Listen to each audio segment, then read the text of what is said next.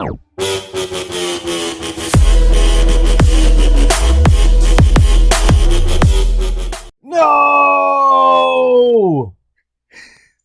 Hey everybody, welcome to Cake Burger. I'm Steve. I'm Mike. Together again, and it feels so good. I missed your warm embrace, even though you're not here with me right now. But I missed that voice of yours. My digital embrace. You know, that's as good as it's gonna get for now. Patrick's been a nice welcome to the podcast, but you know, we're gonna see more of him lately. But I love his sweet, sexy voice, but nothing compares to you. So you know, it's good to have you back. This is except no substitutions. This is like know, I don't know what I'll try to compare it to like someone. This is like the original Van Halen right here. You know? Yeah, we're back, better than ever. That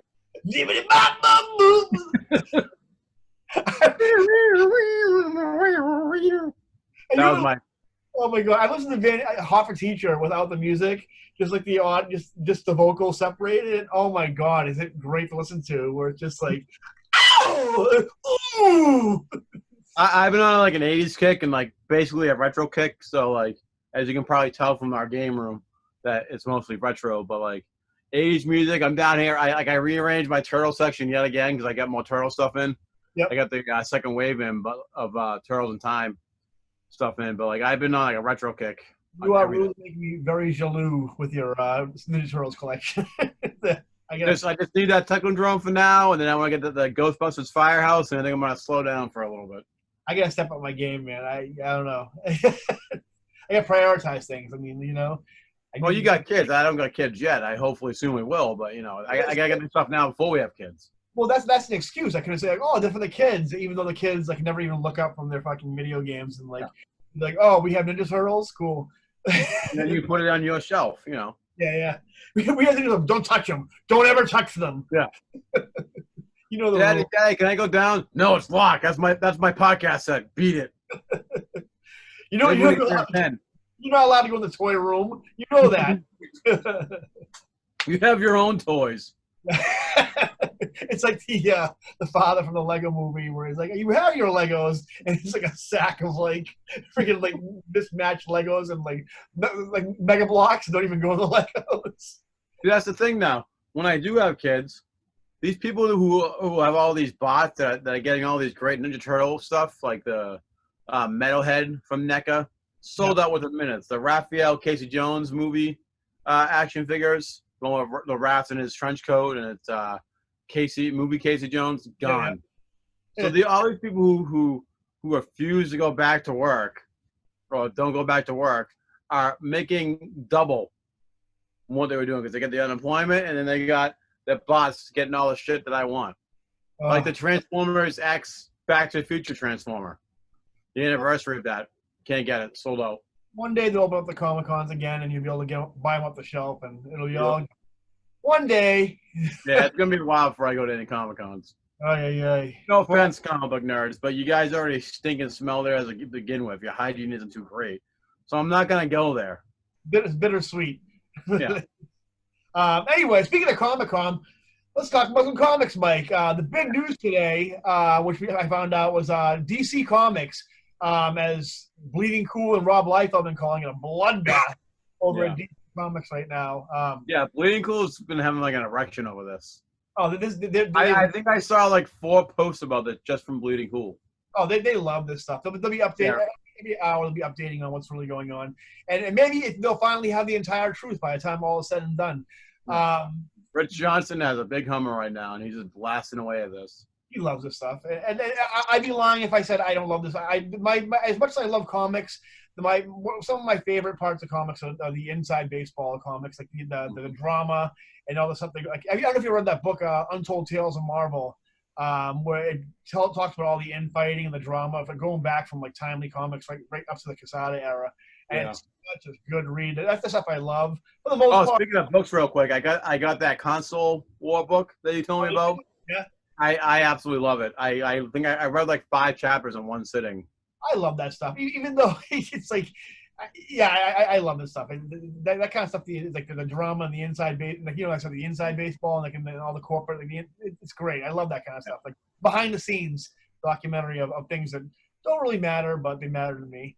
Mhm. And so anyway, DC Comics, it was announced they huge layoffs, the likes of which we haven't seen probably since the 70s, and probably 76, 78 in DC Comics. There's a little bit akin to what happened in the late 90s at Marvel when they were going through their Chapter 11 bankruptcy drama.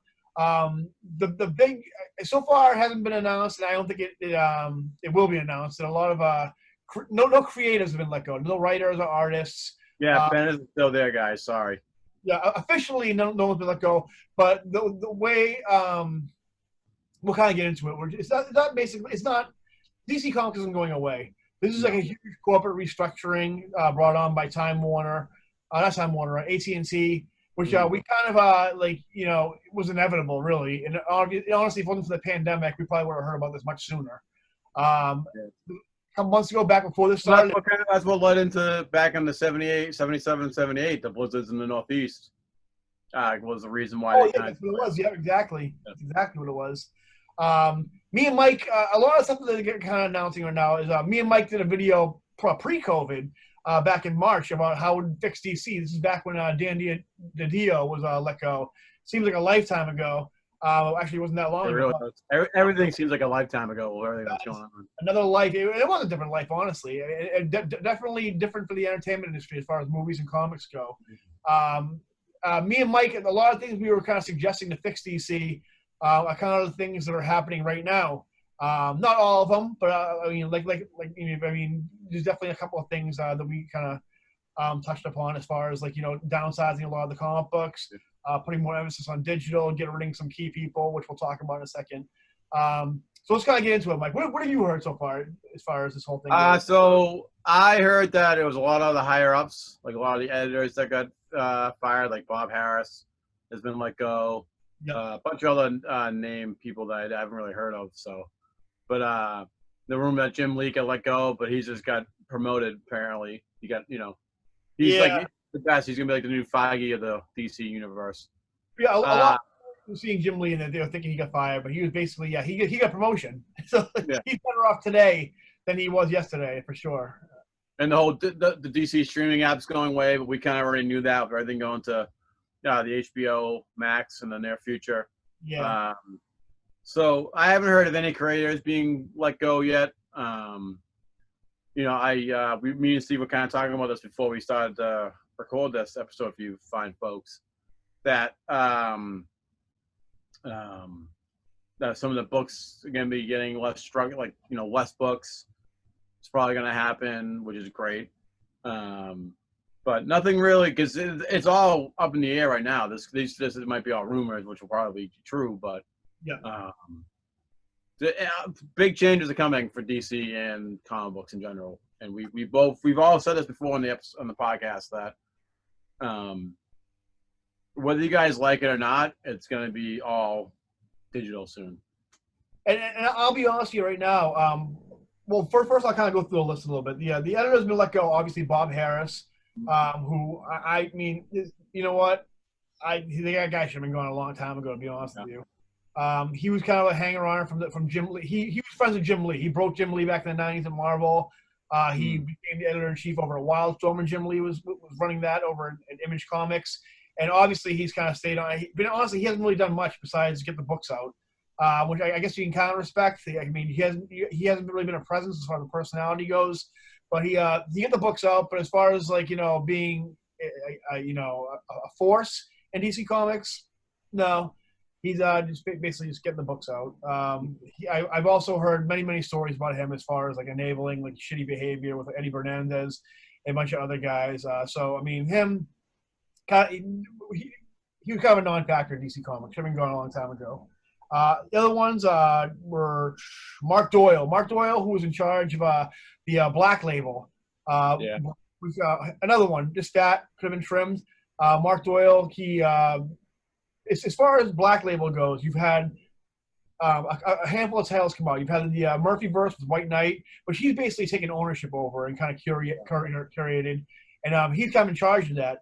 The other one came out on time was Superman Year 1 by Frank Miller. and the other ones that come up sporadically. Like maybe there's a Batman Damn book. I literally read one issue of that Superman Year One, and that was it.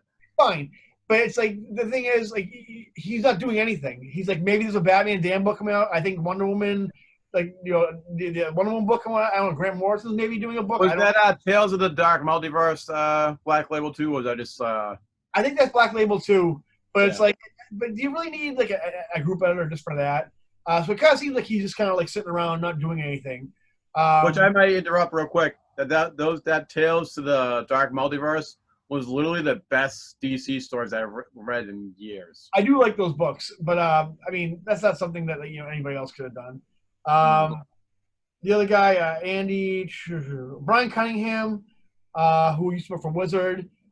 He seems like a nice guy. I've read some tweets from him and stuff like that. He seems like a pretty cool guy.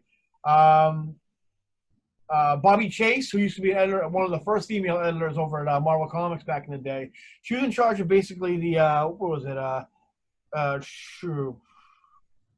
global publishing and digital strategy, which I mean, I don't know. I mean, I don't know. I don't really have much opinion on Bobby Chase. I knew her back when she was the editor for on Fantastic Four and the Avengers titles back in the day. I don't really know what she's been doing at DC.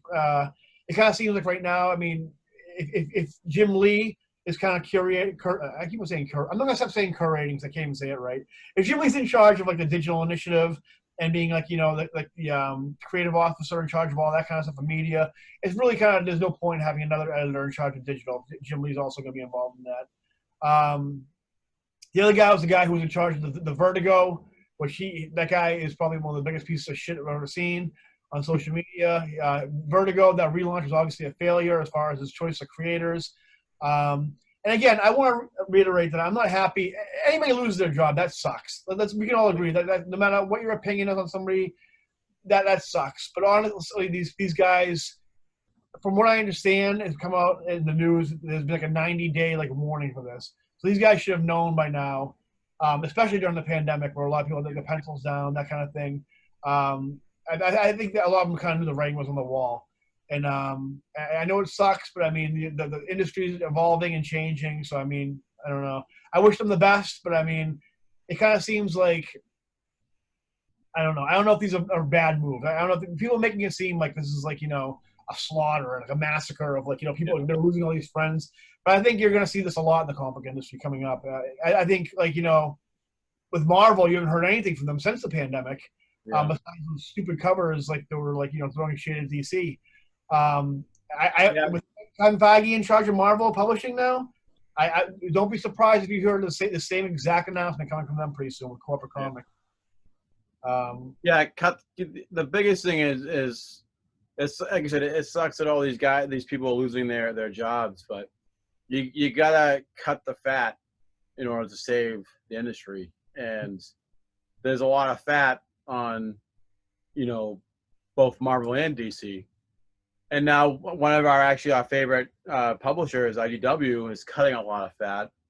Thankfully, the Turtle book has been coming out fairly regularly, but I'm worried about that. I think Turtles needs to find a new home because I don't think IDW is going to be around much longer. Hopefully Dynamite, they can go to Dynamite or... I don't think they're going Dynamite. I think Dynamite needs a number also. That's that whole... And that stinks because my two top books are the two of the Turtle books and Power Rangers. It's like... And I think I like those so much because it just feels so brand new, And Boom can take Turtles. I mean, that'd be nice. I meant Boom. Yeah, Boom, because they're the ones that have Power Rangers. I don't know where I got. Did I say Dynamite? You did say Dynamite. Yeah, they do where the hell did I get Dynamite from? Well, they've been in the news, like Lady Sonya or something like that. I don't know. Yeah. A lot of people are kind of making it seem like this is corporate entities destroying the comic industry. I've said it before. I've been saying this since the pandemic, and DC's been making these controversial moves. I think these are still all the right moves to be making as far as pushing the industry going forward. Like we said before, cutting all the titles back to the bones. That's the right move to make. There's way too many books on the shelves right now. Honestly, I mean, if this means going to be no more Mr. I mean, I'm sure you're not going to see the end of titles like Mr. Miracle or some experimental titles. I mean, I've already been seeing Sean Gordon Murphy's tweets and Instagram, and he's even saying, like, just so you know, I'm working even harder than ever. I'm making sure I put up quality product, and that's what you're gonna see. You're gonna see less but more quality product from DC, I think. And a lot of that stuff like will go to digital. That's gonna be a test. And you got all these people going on social media saying, I guess I'm not reading these books anymore because I'm not doing digital. Yeah, you are. Yeah, they will, but the people who say that's like, do you not want to have comic books anymore? Do you not want to read stuff you love the most? I've accepted the fact that, and I said it on here before. I think I might even said it, even on here this episode. Once Amazing Spider-Man reaches 1,000, I don't care if it goes digital. I'll still read it. But I can't. You can't stop change. It's going to happen, I've come to terms with that. I'll tell you one thing right now. A thing. The next logical step, obviously, we've been saying this since we started the channel. The next logical step is digital.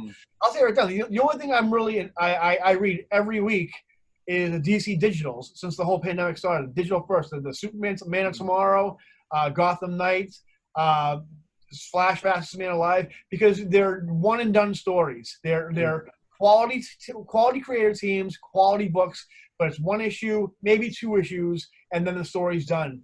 And that's honestly, I mean, you're getting more bang for your buck right there. And one that I talk about my kids with this right now. When the whole numbers came out from the record-setting numbers for comic books in 2019 had nothing to do with monthly titles. Had nothing to do with monthly titles from DC and Marvel or any of these publishers. Had to do with trade paperbacks, young adult readers, and manga. My son, like right now, he's obsessed with manga. That's all he reads is manga. Yeah. Comic books have been around him his whole entire life.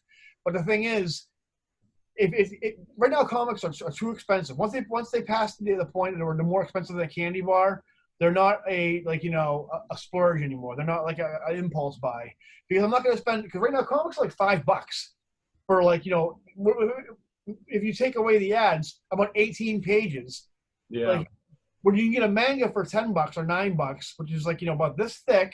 You get over 100 pages of multiple stories. Right now, if you go buy a Marvel book, you're paying $5 for a fraction of a story that will go on for for 12 issues, for 10 issues. Yeah. And even my son said, he said he loves Venom. He's seen the Venom movie. Venom's his favorite Marvel character. Now, so you should read the Venom comic right now. And he goes, is it all over? And I go, no, it's still going on every month. And he's like, I don't want anything to do with that. He goes, if it's a trade paperback or if they cancel it, I'll read that. He goes, but I don't want to read something I have to wait a whole month for the next issue or next week for the whole issue. I think that might be also the future of books is trade paperbacks. Oh, it absolutely is. It absolutely is. Because that's what we need to go. Because I'm kind of, especially for me now, where I'll always have Spider-Man in my pull list, but my 2 favorite books are the Power Ranger books and Turtles, and I can't wait for the next issue to come. I'm so excited for it to come out. I look forward to it every week. Yeah. The two Power Ranger books, Mighty Morphin and Go-Go, I kind of tie because it's the same writer doing it, and the artwork's very similar. So for me, they're tied. But I can't wait for the next issue to come out. Yeah, that's the I'll use for example Timmy and Batman right now. I think Timmy and Batman is great. I think Jorge Jimenez is probably one of the best artists at DC right now. It's beautiful, but the thing is, you read that book, it's like $4 an issue, or $3.99, whatever it is. But it's you get 4 scenes in it. You're reading Joker War right now, and it's I've only got a sliver of the story, and I have to wait 2 weeks for the other one. And it's I don't want to wait. I'd rather just sit, I'm going to lose interest. I'd rather sit here and read a thing from start to finish, and that's it. That's what they should be doing, because honestly, if you look at graphic novel sales, they're huge compared to the monthly comics. And the same thing with mangas, because you get complete stories. And manga is cheap too. My wife's trying to get me into manga because she loves the Dragon Ball Z stuff. I got her the whole set of Dragon Ball Z or Super manga. I'm recently now getting into Dragon Ball, so forgive my ignorance on this, on what it's called. But I also got her the whole set of the Legend of Zelda manga. Yep. And now I'm trying to get her to do Twilight Princess too. But my point is that some of those Twilight Princess mangas are like that thick, that thick. Kind of give or take. It's kind of hard to size it up. Easy reading though. But they're like $5, Yeah. $10. And no, and way and I really want to learn how to read the Zelda manga because I love Zelda, and my stupid brain can't read backwards. Yep. So it's something that I need to learn how to do because there's even some of the old school Spider-Man manga that I wouldn't mind reading too. That's the thing. We can even use before we started recording, we were talking about SpiderMan and Kindred. Right now, I don't give a fuck about Kindred anymore. And like I've in order to find out to follow the story, to find out who he is, hundreds of dollars just to figure out this comic that I really. It's been going on for 50 issues, and granted, Spider-Man, the Amazing Spider-Man book has been the best it's been in years, but. And I am excited about Norman Osborn coming back as the Goblin in issue 50, but I don't care about Kindred anymore. Like, and I think that's not all Spencer's fault, but I think it seemed like they were going to reveal him right before Absolute Carnage came out, and then the Spider-Man books got tied into that and whatnot, and then I think there might have been a few other tie-ins, other things, storylines going on that kind of, derailed. But still, like that he should have been revealed in issue 25. Yeah, honestly. Because I mean, getting back to DC, I think cutting back the line and even going even going digital for the most part is the right move. Going back to basics as far as the main characters go, doing less. I mean, you're gonna see less of Shade the Changing Man and Animal Man. I think you'll still see them here and there, but not as much. But honestly, I mean, right now, DC, I think, has moved past the comic books right now, and it needs to be more of a, and we talked about that also in the previous video, that it needs to be more of a brand than just people who publish comics. I was talking about my son about this. As far as merchandising goes, they let go of the person in charge of marketing and merchandising too. Also, I mean, if you look in store, DC needs to be more prominent when it comes to their merchandising and their brand. If you go to a Target or a Walmart or whatever, there's tons and tons of Marvel stuff, T-shirts, toys, all kinds of merchandise, which DC has some too, but nowhere near the capacity that Marvel does. The most I see is I see some Star Wars Legos in there, and some very little DC toys. It's mainly Marvel and Star Wars. Ridiculous. You have Superman, Wonder Woman, Batman, The Flash. You guys should be so much more prominent. You guys have the most the most epic of heroes, most epic of characters, epic of IP. If AT&T is going to treat DC like an IP farm, they need to go full in, treat it like an IP farm. And they need to get more of those pops out now. Pops are fucking selling like crazy. Everything. I don't think I've seen barely any DC pops. You need to slap Superman bat on anything you can, toothbrushes, and then needs to be more prominent because I mean, these things go into I mean, they're not going to. I mean, Superman's not going to fall into obscurity, but once it becomes a niche, oh, I remember that guy. Forget about it. You know what I mean? You're lost in the ocean. And so I think that's something Jim Lee. He obviously excels at. I think he's going to do good with that also. I think, and I mean, to me, it seems like corporate comics. I mean, we've already seen some of the best. How many more stories? I said this for years. How many more Batman stories can you tell? How many more Superman stories can you tell where you're really reinventing the wheel? And that's why on the previous episode of Patrick, I couldn't care a rat's ass about the Joker War. Literally, we just had a major Joker War not too long ago, where Bruce Wayne died but came back because he's a clone now. I don't know if that's whole Snyder stuff, but again, I don't care about the Joker anymore. DC is putting on, and again, guys, if you love the Joker War, if you love, that there's 3 Jokers now in the Joker movie, support what you love. I respect that. But me, I don't care about that much for Joker that much to see why they're putting so much into it. They see something I don't, and again, guys, if you like it, embrace it, take it, I mean, I think, you're still you'll still get those stories, those Killing Jokes, and those Dark Knight Returns here and there. But but there'll be more. I mean, like, honestly, you have like Black Label, Elseworlds. This thing, it kind of like takes away the impact of the story like that has when you have so many of them. So many people want to do their reinvention of the wheel of this character, this like secret origin of this character.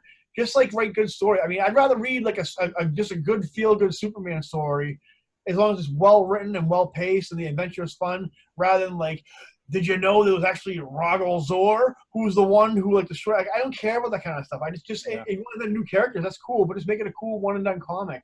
And also DC is a lot better not doing these major story arcs.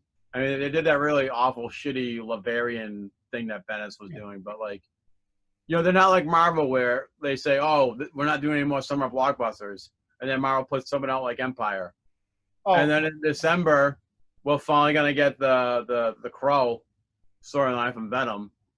Oh yeah. Oh, no, yeah. No, yeah, and then King Black or something. I think it's called. I forget what it's called, but yeah. That I'm excited about because I have interest in Venom, but like.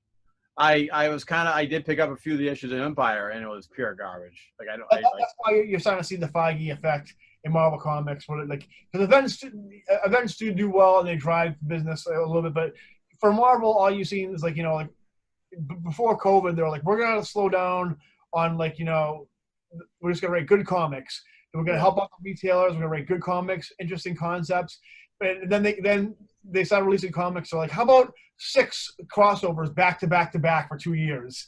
Like, and they're gonna be $5 a pop. Like, it's like ridiculous. But yeah, I mean, as far as DC goes, corporate. I mean, if you might lose some, like you might lose Scott Snyder's. He's gone. He sees the writing on the wall. He's kind of like saying, "Oh, I'm still involved in DC, but I'm gonna start doing more image stuff." You're gonna see a lot of creators like Brett Booth. No more Snyder Batman. Well, I think he was done anyway. But there's a lot of creators you're gonna see go who are gonna kind of do their own thing and make their own money elsewhere through crowdfunded or Indiegogo or whatever they're gonna do, or even Image Comics, which I mean honestly they should. I think DC Comics and Marvel Comics going corporate written, that's fine as long as you get the great art. If you still keep the Ryan Stegmans and the Greg Capullos and all those guys. Honestly, I mean, you have somebody who writes for Teen Titans Go, who writes for like Warner Brothers. I'm sure they can write a comic that's interesting enough. Yeah. And then you save those cool Dark Knight Returns, those cool Killing Jokes, those cool Superman Red Suns for those Elseworld tales they put out few and far between. So I mean, yeah, I don't see the comic. I don't see DC Comics being hurt at all by this whole thing happening. If anything, they've been making the right moves. Like they started with Diamond. Not just relying on one distributor, which I think is dumb to rely on one distributor.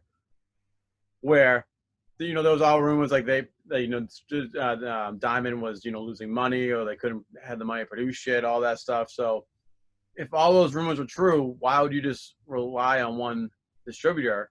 Yeah. Where for months, granted, we probably wouldn't make it the books anyways because of all the things being closed, but we still went about months for books because of one distributor. And they need to branch out. To me, it's like DC's the only people who have been like, hey, do you guys still want comics? You guys still want to sell comics? And everybody else is like, oh, I guess we'll figure it out. We figure it out. Like, I don't even know if anybody's even writing anything. I haven't heard anything from any Marvel creators besides them tweeting on like Twitter about not comics. Yeah. I don't know if anybody's even doing anything in Marvel. I wouldn't be surprised if you heard that they're just. I don't know if you see the same thing happen to Marvel in the next couple of months, or even a lot of people were kind of saying like, how does this affect DC fandom that comes up in 2 weeks? Like this is the worst time possible to do that. No, it's actually the best time to do this possible to announce their whole restructuring of DC and an exciting new direction they're going in.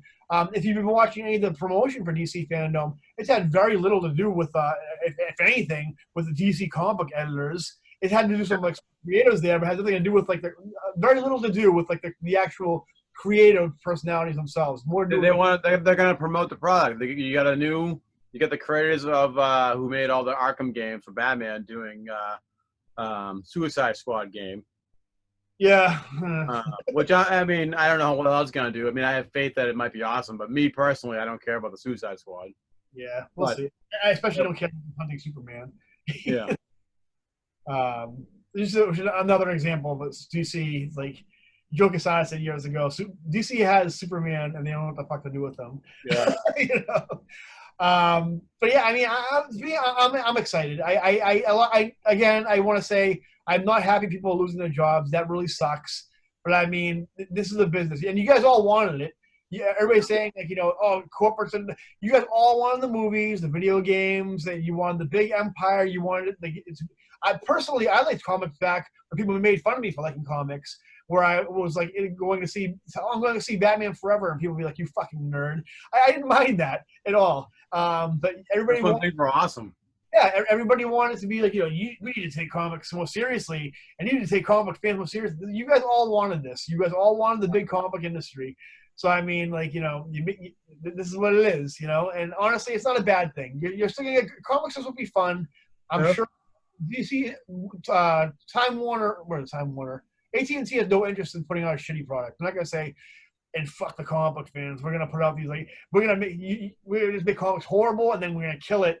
I keep saying Time Warner.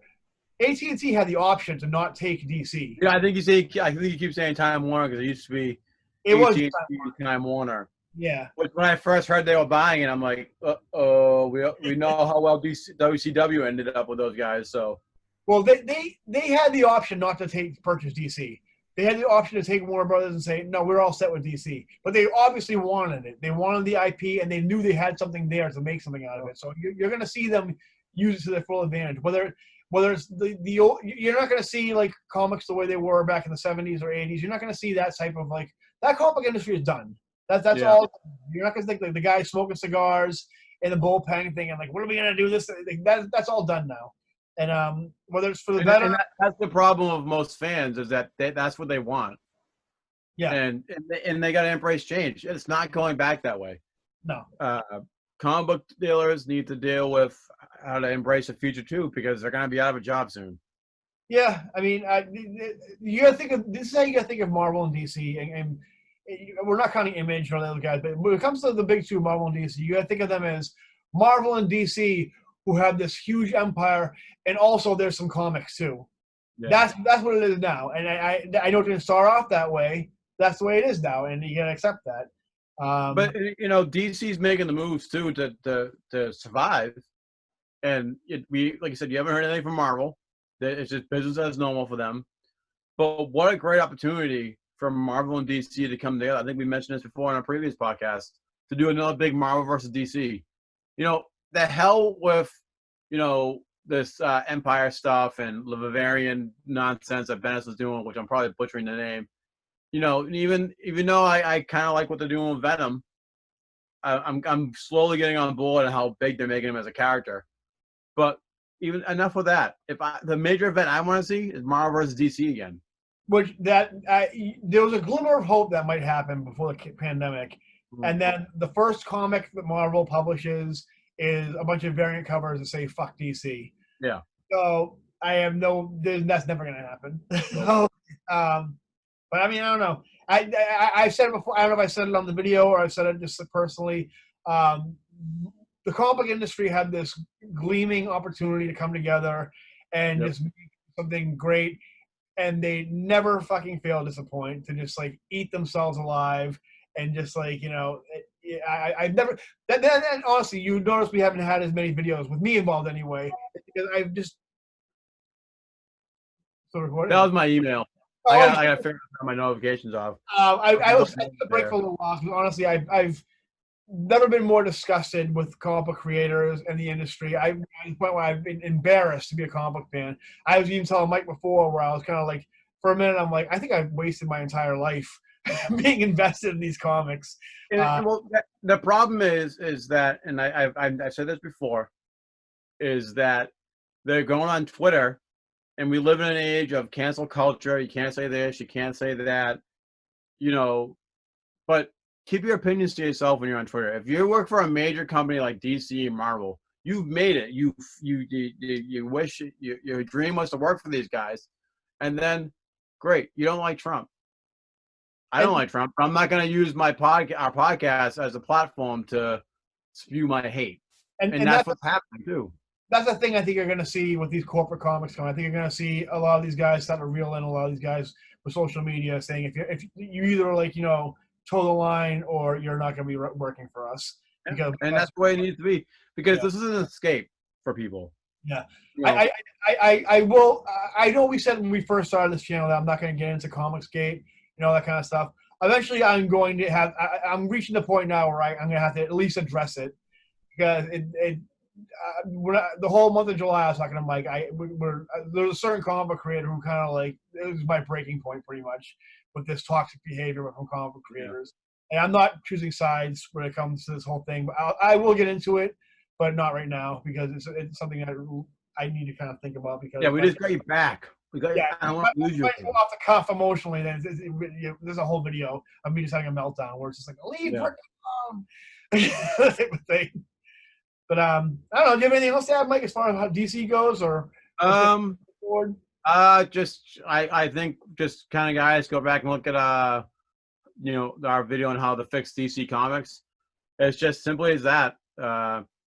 Maybe if you want to get all these other books out there that are kind of clogging up the newsstand or the comic book rack, keep that digital only. And keep the story simple. No huge freaking stories. I want my Batman self-contained, but I don't think I'll ever get that again. But just I'm preaching to the choir with some things like of Batman, but embrace change, guys, because the books that these characters you love so much gonna be soon, and either you keep reading or you just go back and read your own old books because that's the way it is. I hope good things come from this. I'm optimistic and think good things will. It takes a cleansing fire to strengthen an ecosystem. So yeah. I really think this is gonna be. It's not gonna be what it was before, but that's life. Evolution is life. Yeah, and nothing's gonna be the same it was before. The books that you grew up on loving isn't going to be the way it is now. I love DC, and I hope the great things are coming in the future. And I agree because I hope this gets me back into the DC brand because I only care about Batman Beyond. I'm done with Young Justice because I'm just done with Bendis, so to speak. I'm glad you actually mentioned he by his name because really quick, before we're gonna end this, we're gonna wrap this up because we've been talking for a while. But Bendis right now, we were kind of hoping, okay, he's gonna be gone pretty soon. Bendis is not going anywhere now. Bendis is the most ideal writer that a corporate comic industry would want. Is somebody who just introduces more action figures, more IPs, and we'll just write things just like, here's something you can sell. Maybe he'll throw something on the wall. If that sticks, we can sell that. That sticks, we can sell that. Oh, if that didn't stick, I guess we'll try again. He's not going anywhere now. He's just off Superman. He's not off, he might be Young Justice or Grace, whatever his projects are that he's doing.